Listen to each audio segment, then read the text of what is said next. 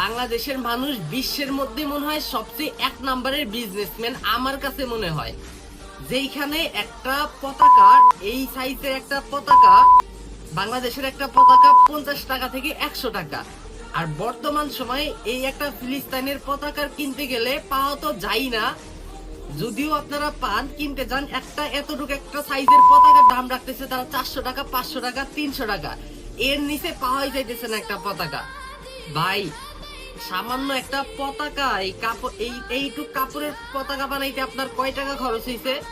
এই পতাকাটা মানে কিনতে গেলে দোকানদাররা কত কিছু বুঝায়, অরিজিনাল কাপড়, এই কাপড়, সেই কাপড়, এখানে কয় গজ কাপড় লাগছে, আর এই পতাকা আপনারা 300-400 টাকা চাইতেছেন।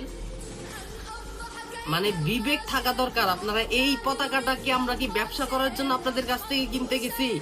যে এই পতাকাটার দাম আপনারা এত পরিমাণ বাড়াই দিতেছেন যে এখানে পতাকা পাওয়াই যাইতেছে না। মানুষ নিজের টাকা খরচ করে রাস্তায় নামতেছে, আন্দোলন করতেছে। ওইখানে আপনাদের উচিত যে এই পতাকার দাম আপনারা 30 টাকা, 40 টাকা আপনাদের খরচটা নেওয়া। এইভাবে আপনারা পাশে থাকেন, ওই জায়গায় আপনারা এইভাবে ব্যবসা করতেছেন। বাহ, আপনাদের বিজনেস দেখলে সারা পৃথিবীর থেকে মনে হয় আপনার বাংলাদেশের মানুষ সবচেয়ে বড় বিজনেসম্যান।